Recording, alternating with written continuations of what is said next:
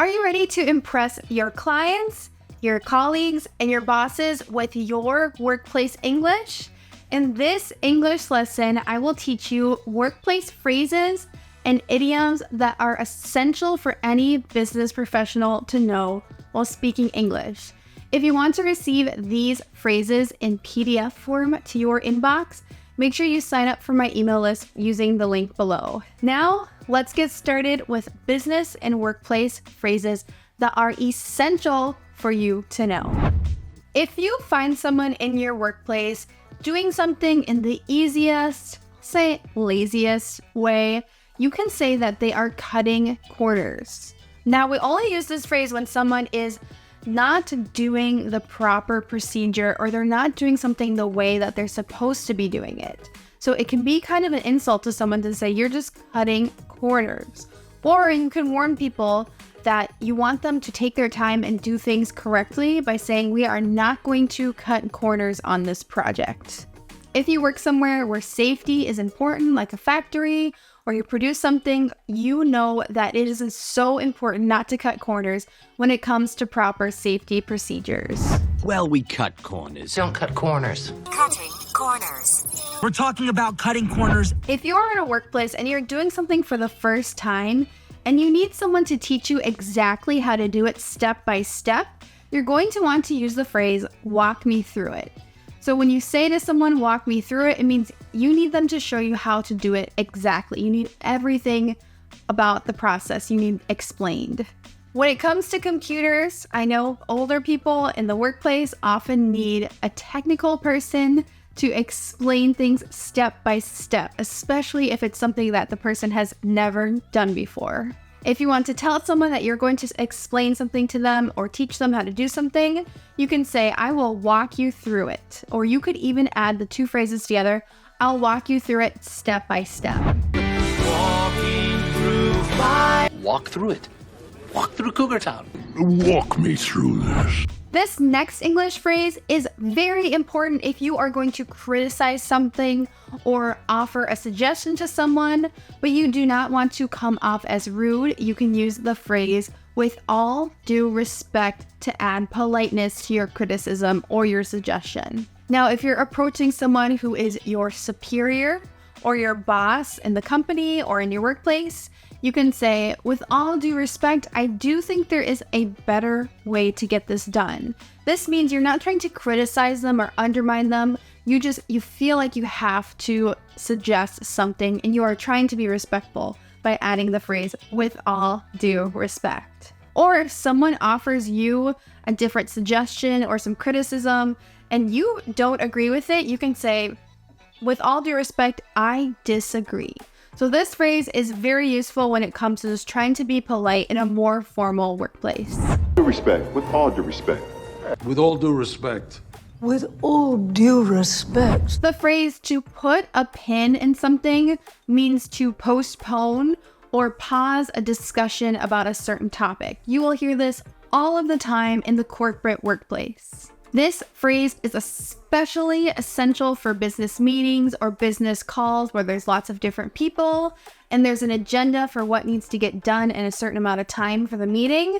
If something gets talked about way too much for way too long, you can say, let's put a pin in this and talk about it the next meeting. So maybe you're talking about things like a budget in a meeting and everyone's going on and on and on. You could say, let's put a pin in this and I will email everyone about it later. That means you're going to pause the conversation and email it later so that you don't waste too much time talking about this one subject.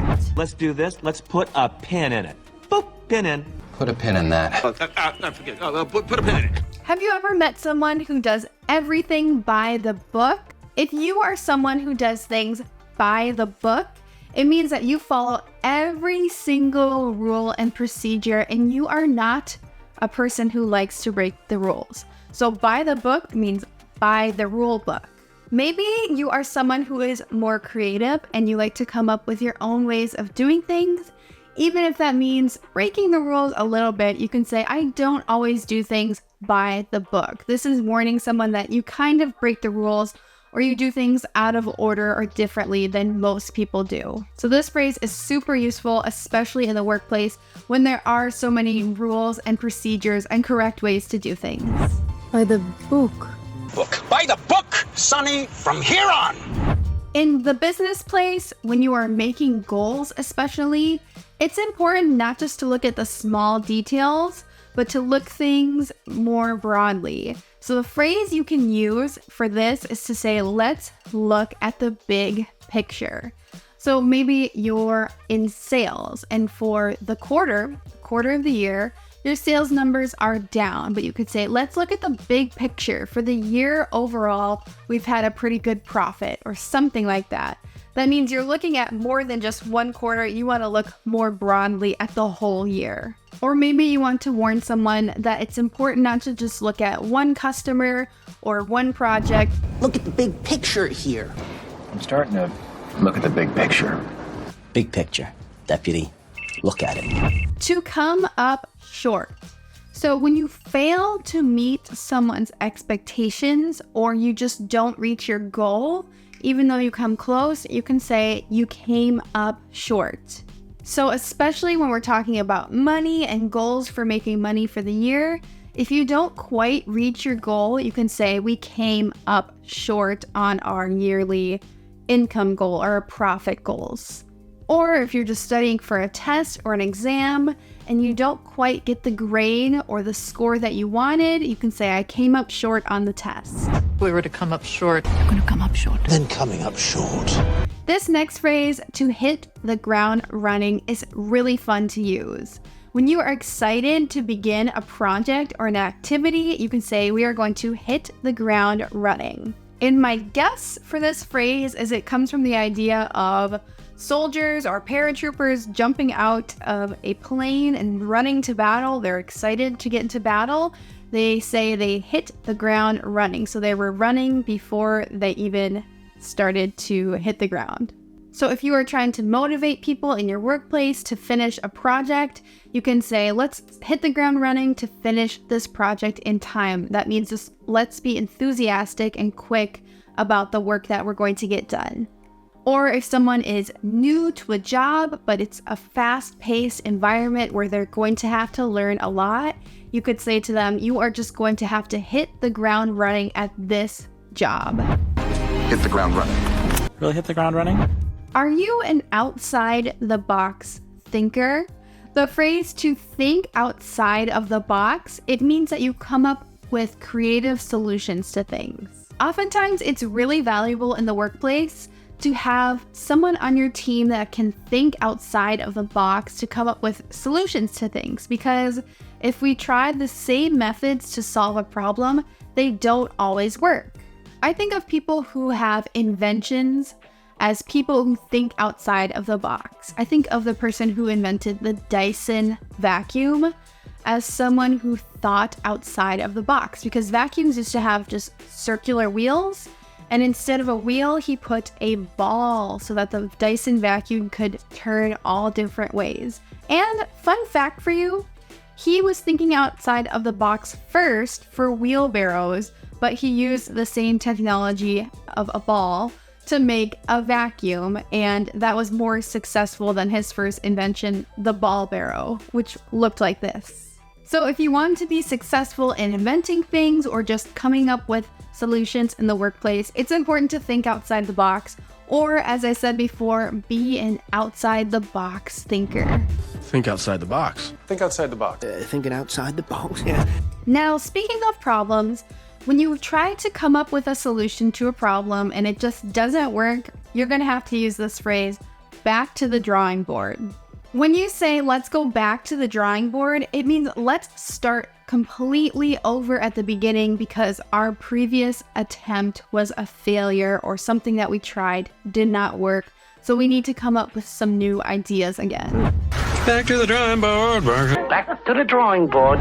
This next phrase is quite interesting. If you tell someone to have their ear to the ground, or you say, I'll have my ear to the ground, it means that you are going to be paying attention very closely to what is going on.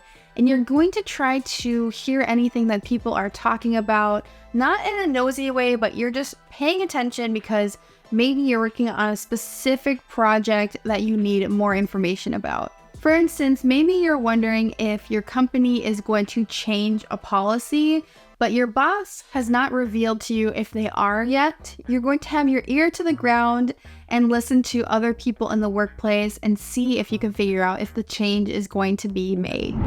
I keep my ear to the ground. Well, keep your ear to the ground. Let's have all units keep their ears to the ground. When you're talking about achieving a goal or you're making a deal with someone in business and they change what needs to be done at the last minute, you can say that they are moving the goalpost. And this is so annoying when this happens. Let's say your company says you need to meet a certain marker in sales for the year, and you're getting very close to reaching that, and then they say, actually, we're gonna make that higher. They moved the goalpost on you. That means instead of scoring or achieving your goal, they moved it up to make it more difficult. So this is just a phrase that we can use when we describe someone making it more difficult for you to meet a goal or be successful, even though you've been working hard towards a certain goal at the beginning. Really feels like you're moving the goalpost. This next phrase is very simple to use to say that somebody is quitting after many different attempts. You can say that someone is throwing in the towel. And this phrase is kind of like waving a white flag or, quitting in boxing or another sport. You throw the towel into the ring. It just means you give up even though you've tried really hard. If you want to tell someone, even if they've been frustrated at trying to get something done and it's just not working, you want to tell them to not give up, you can say, well, don't throw in the towel just yet. So this phrase is really great. It's simple to use. Make sure to add it to your vocabulary. Don't throw in the towel. Yeah, by throwing in the towel. Yeah, throwing in the towel. If you want to enthusiastically tell someone they are exactly correct about a problem or their guess for something, you can say you hit the nail on the head. So this phrase is super good to use in the workplace. It's just a really impactful phrase and it gets the point across. Like, you did a good job, you hit the nail on the head. Maybe your boss says, it seems like everybody is not able to get their work done because we have so many problems with our technology or our software. And you totally agree with that. You agree with their analysis of the problem. You can say, thank you, you really hit the nail on the head. It just means that you agree with them completely and their analysis or their summary of the problem was exactly correct. It's sort of a compliment to someone to say, you hit the nail on the head. Hit the nail on the head. Nick. Yeah, you hit the nail on the head. You hit the nail right on the head. Have you ever heard of someone throwing a curveball? Well, in baseball, the sport, this would be when someone throws the ball and it turns at the last minute, making it very difficult to hit the ball. In life, we use this idiom to throw a curveball when someone changes the situation at the last minute and it completely throws you off or confuses you or makes a problem. If you want to warn someone that you are going to have to change something at the last minute and it might confuse them or cause a problem, you could say, I'm sorry to throw a curveball. This means, I'm sorry to change things and make it confusing. I can't throw a curveball. Life throws curveballs. To keep your cards close to your chest. When we use this phrase, it just means that we're not telling many people our exact plan or exactly what we're going to do. We're trying to be secretive when we use this phrase to keep your cards close to your chest. When you are negotiating a business deal, it's very essential to keep your cards close to your chest. You don't always want to tell someone, we're willing to pay a lot of money for this. You want to try and see if you can meet at a fair price before you tell them the exact amount of money that you are budgeted to pay, because maybe you could pay less. So keep your cards close to your chest. Use this phrase when you're being secretive in your business negotiations. To keep your cards close to your chest. You're playing your cards close to your chest. Have you ever thrown someone under the bus? I know this phrase sounds terrible, but that's why it's an idiom in English. When you blame something on someone rather than taking accountability, you can say that you threw them under the bus. So maybe your whole team agrees that you are going to all take accountability, whether you do good or bad, and your team does really bad, but you say, hey, it was all Lisa's fault. She was the one slacking. You just threw Lisa under the bus. So you didn't want to take any blame or responsibility for your team doing bad. So you threw her under the bus, meaning you blamed all the bad things on her. So definitely don't do this phrase, but it is useful to know because it's such an extreme phrase to throw someone under the bus. It means to blame something on them for your personal gain. Whenever it's time to throw someone under a bus. Throwing your husband under the bus. To open a can of worms. Have you heard of this English phrase? It's another very interesting one.